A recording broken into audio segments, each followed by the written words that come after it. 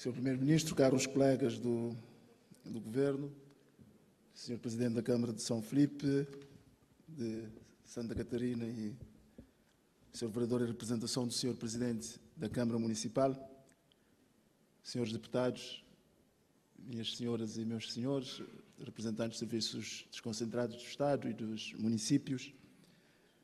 Bom, tenho a honra de falar em nome do Governo sobre a inclusão, proteção social e pobreza. Nós vamos fazer um pequeno enquadramento, quais os instrumentos que estamos a utilizar, quais são ou qual é o nosso público-alvo, as políticas integradas de inclusão e, naturalmente, as ações e realizações na Ilha do Fogo.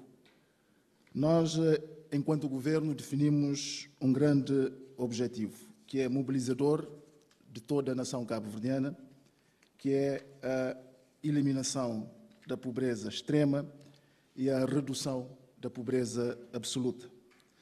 E, como instrumento fundamental, é a promoção da autonomia das famílias, fomentar a inclusão produtiva e promover a igualdade e equidade do género, cuidar, sobretudo, das crianças, das pessoas idosas, das pessoas com deficiência, alargamento do regime de proteção social contributivo a todos os trabalhadores, alargamento da proteção social a toda a população e a inclusão de todos os cabo-verdianos e aqueles que escolheram Cabo Verde para residir.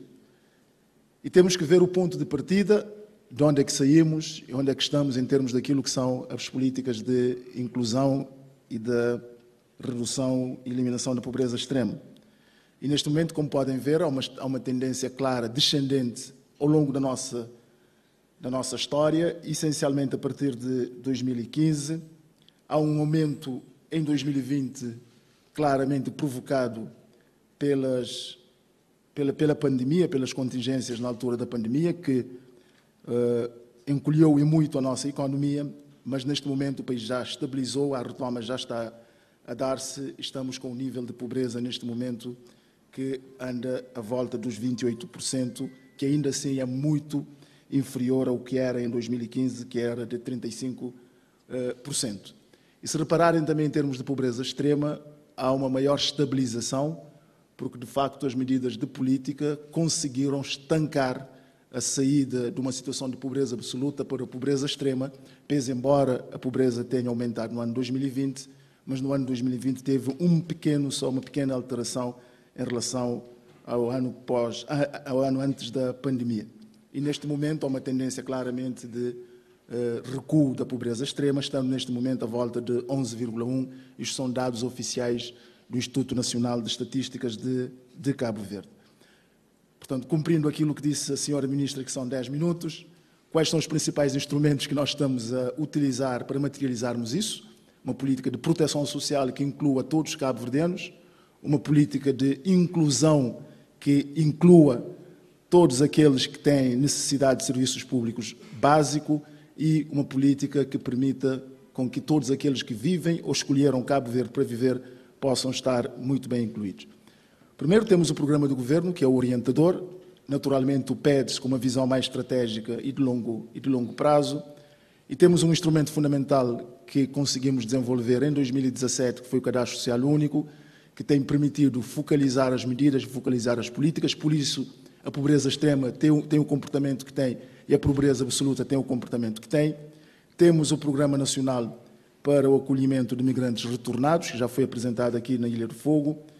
Temos a Estratégia Nacional de Erradicação da Pobreza Extrema e temos alguns instrumentos financeiros, neste caso o Fundo Mais, que é o grande financiador da estratégia de luta contra a pobreza extrema, que passa essencialmente o que é a arrecadação de mais 50 cêntimos de euro por cada turista que entra em Cabo Verde, que alimenta esse fundo e que é utilizado para a erradicação da nossa pobreza, da pobreza extrema, para além do Fundo de Apoio à Vítima da Violência Baseada no Género e o Plano Nacional de Prevenção e Combate à Violência Sexual contra crianças, que estão instrumentos que estão neste momento a serem executados com resultados extremamente palpáveis e visíveis e que nos têm permitido manter a paz social e a coesão social.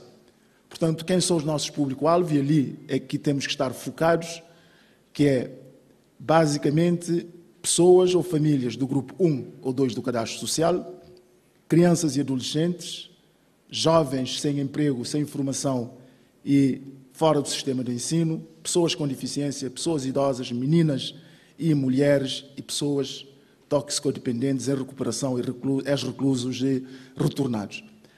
Estes são o nosso público-alvo, porque são pessoas mais vulneráveis, são as pessoas que identificamos a nível do cadastro como as mais vulneráveis e temos trabalhado focalizados nesse público-alvo e por isso também os resultados têm sido importantes.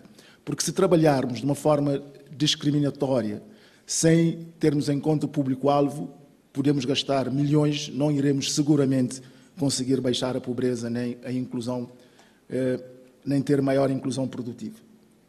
E todos devem ter acesso, ou seja, todos os cabo-verdianos devem ter acesso a rendimento, educação, formação e formação, saúde, cultura e desporto, habitação, saneamento, ordenamento, água e eletricidade e cuidados. E como podem ver, são medidas de políticas que são articuladas entre os vários ministérios que nos vão permitir, de facto, fazer a inclusão adequada, a nível da habitação, a nível da saúde, a nível da educação, a nível de políticas de rendimento e de formação, que permita a cada cidadão cabo-verdiano ter direito ao mínimo necessário para que possa viver com dignidade.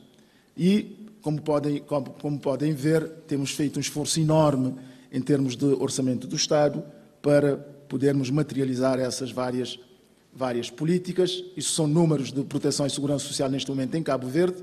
Há um aumento de 39,5% em 2015 para 55,3% no ano de 2022 da população empregada que está com acesso à proteção social. Ainda temos um grande desafio, que temos cerca de 45% dos cabo-verdianos que trabalham não estão inscritos no Sistema Nacional de Proteção Social, que é quase certeza um pobre no futuro, porque pode chegar ao final da vida ativa sem qualquer tipo de proteção e criar maiores problemas maiores à nossa sociedade. Portanto, isso são transferências para os municípios, mas vamos à Ilha do Fogo em concreto, já que temos a pressão do tempo. Portanto, nós elegemos alguns instrumentos. Um dos instrumentos para a inclusão produtiva, aliás, é o rendimento social de inclusão. Temos o rendimento inclusão produtiva e o acompanhamento familiar. Isto são números que estamos a mostrar-vos daquilo que são os agregados inscritos no cadastro na Ilha do Fogo, portanto são números em articulação naturalmente de dados a nível nacional e dados municipais.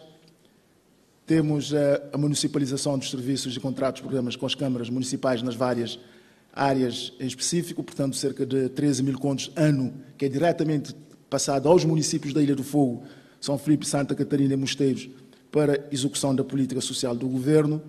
E temos o rendimento social de inclusão, que neste momento o todo nacional nos últimos anos, tendo em conta o ano da pandemia e o ano 2022, são cerca de 33 mil agregados familiares, mas atingindo naturalmente na Ilha do Fogo cerca de 4 mil agregados, e para o ano de 2023 só São Filipe, Mosteiros e Santa Catarina têm um total de mais 256 novos agregados familiares na inclusão produtiva. E temos a pensão social que foi também alargada para mais 3 mil cabo-verdianos a nível nacional, e neste momento na Ilha do Fogo temos 74% das pessoas idosas cobertas por um regime de proteção social. Na Santa Catarina cerca de 90% das pessoas idosas têm uma pensão e nos Mosteiros cerca de 89%. Portanto, a nível de cuidados, as crianças que já foram beneficiadas são mais de 5 mil na Ilha do Fogo. As pessoas idosas, temos 7 cuidadores na ilha que fazem acompanhamento diário às pessoas idosas, 5 em São Filipe e 2 nos Mosteiros. Santa Catarina ainda não tem cuidados, tem um centro de dia que agora vai entrar em funcionamento e já abrangimos mais de 1.400 pessoas idosas no todo nacional.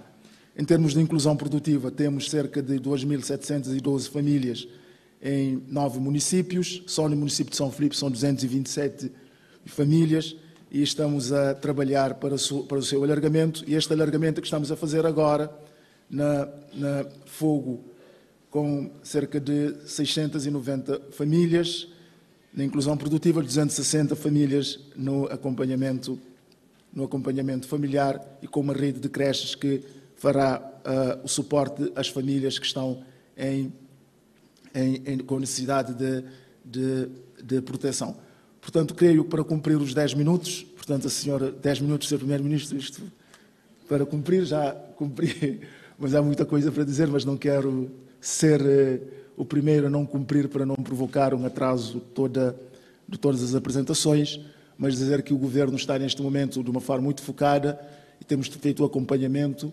A Ilha do Fogo, neste momento, tem vários desafios, a questão dos retornados, a questão da VBG, a questão das crianças, que estamos a acompanhar, mas em termos daquilo que é a pensão social, o rendimento social de inclusão, a Ilha do Fogo está acima da média nacional por intervenção direta do Governo para que todos os cabo-verdianos possam se sentir incluídos e protegidos. Infelizmente é o tempo que temos, quero respeitar o tempo, por isso fico por aqui. Muito obrigado.